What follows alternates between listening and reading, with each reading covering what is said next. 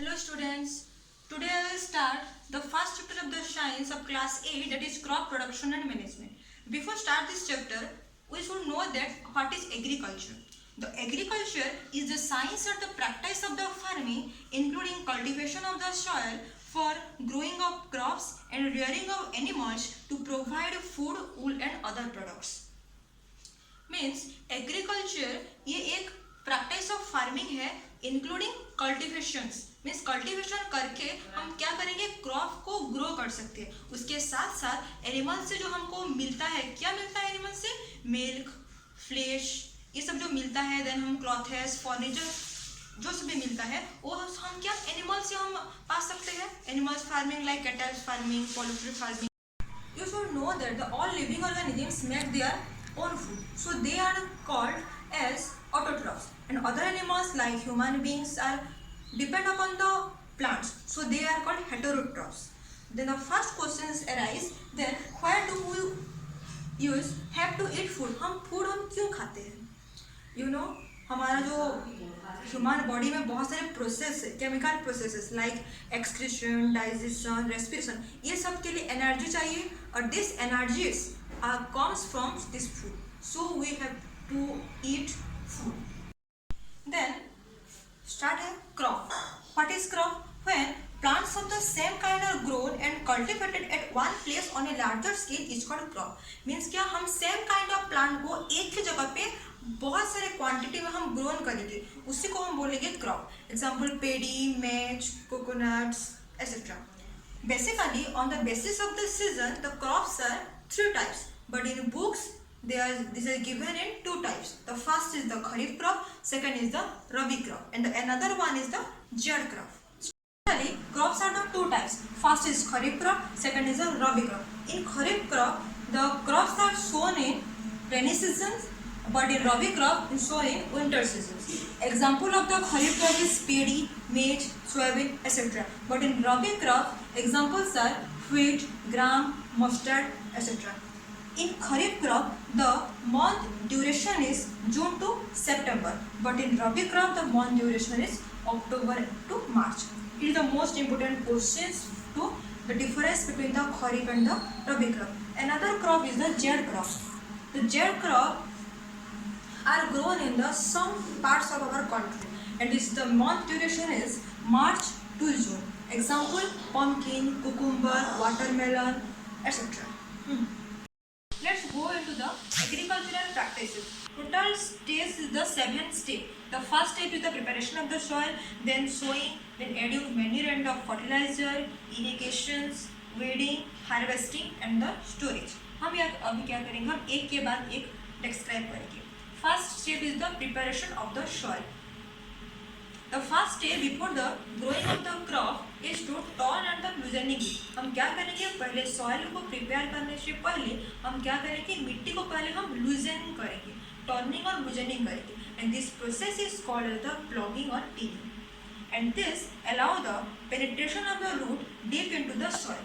और ये क्या करेगा, इसकी हेल्प से हमारा जो प्लांट्स का जो रूट अंदर तक जा पाएगा, and वहाँ पे loosening and the loosening the soil helps in the growth of arthropods and microbes present in the soil, which leads to the addition of the humus to it. और इसमें वो जो सॉइल जो लूज होगा, इसमें easily सारे microbes and आर्थ्रोम ना grow कर पाएंगे और क्या करें होगा, इसमें ना इजीली ह्यूमस ऐड होगा, जो कि मैक्सिमम क्वांटिटी ऑफ ह्यूमस अगर मिट्टी में प्रेजेंट हुआ तो बेसिकली कम टाइम में भी बहुत सारे क्रॉप्स ना ग्रो कर पाएंगे.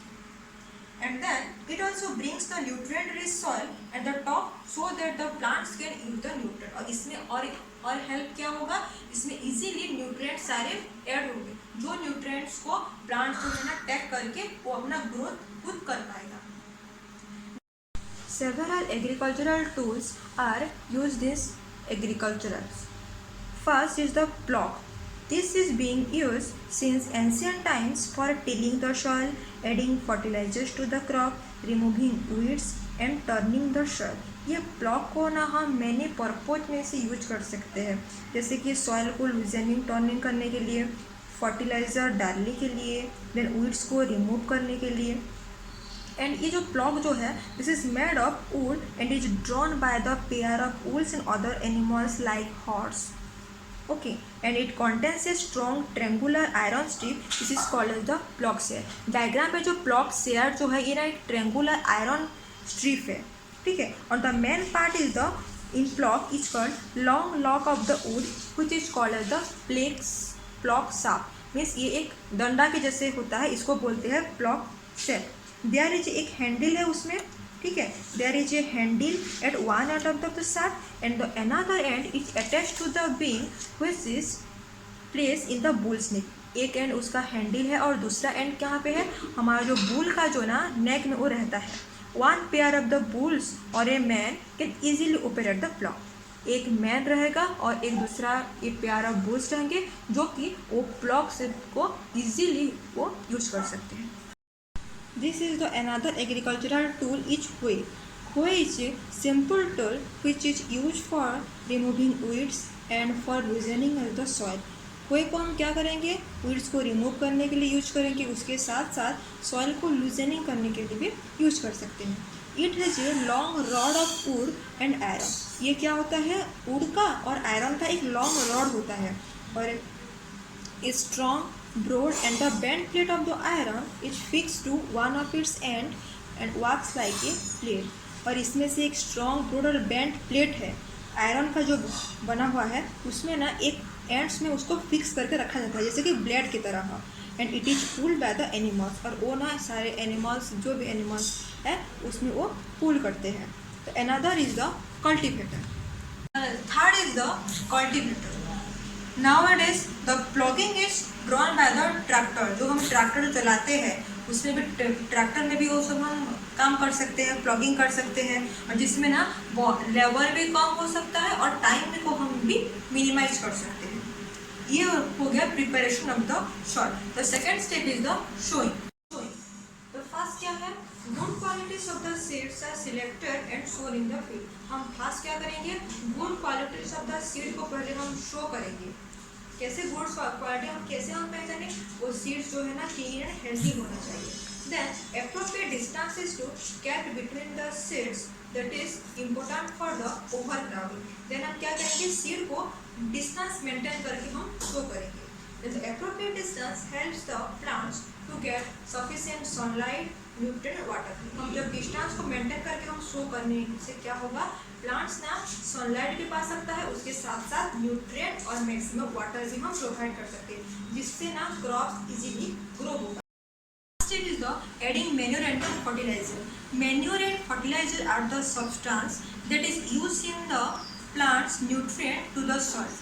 मैन्योर एंड फर्टिलाइजर एक सब्सटेंस है जिसमें प्लांट न्यूट्रिएंट के हिसाब में से सॉइल में ऐड होता है और इजीली प्लांट को ग्रो कराता है. यहाँ पे एक क्वेश्चन आएगा, difference between the manure and the fertiliser. It is the most important question. First, manure. Manure is a natural substance that is form due to the decomposition of the plant waste and animals waste.